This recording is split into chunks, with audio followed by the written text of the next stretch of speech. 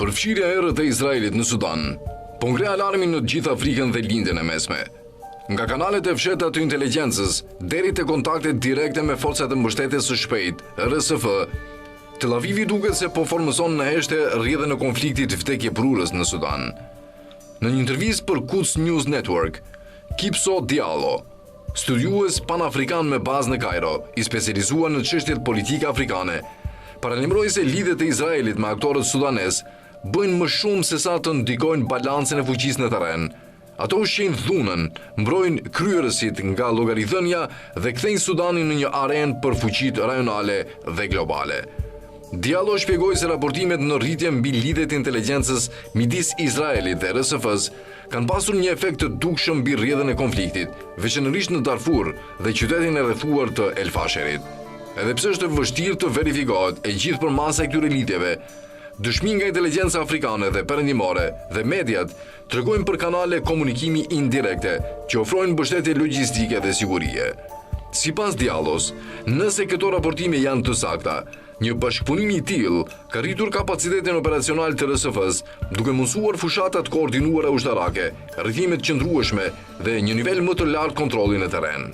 Kjo, tha ai, ndihmon për të shpjeguar aftësinë e RSF-s për dominuar pjesë të Darfurit dhe për të kryer shkelje të rënda të drejtave të njerëzit, përfshir vrasje masive, zhvendosje detyruar dhe sulme sistematike ndaj civilëve.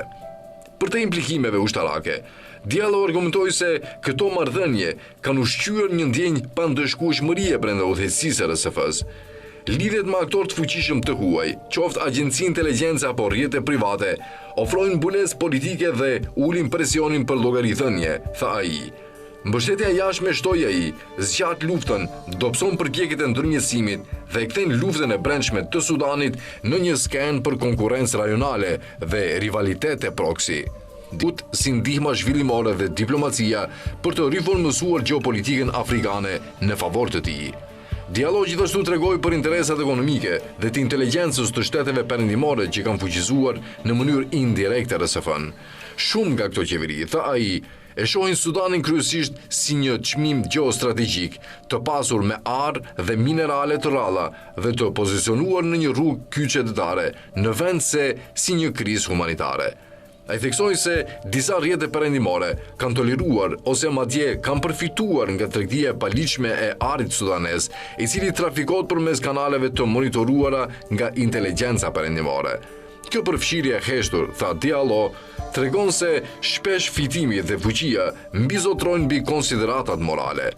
Në opinionin e tij, fuqitë perëndimore mbajnë linja komunikimi të hapura me gjitha palët në luftën e Sudanit për të ruetur levën përballë ndikimit rus dhe kinez.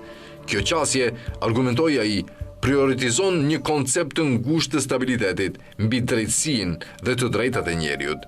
Diallo përfundoi se angazhimi i Izraelit në Sudan formon pjesë të një strategjie me shumë shtresa që përzihen operacione inteligjence, pozicionim gjeopolitik dhe ndikim rajonal.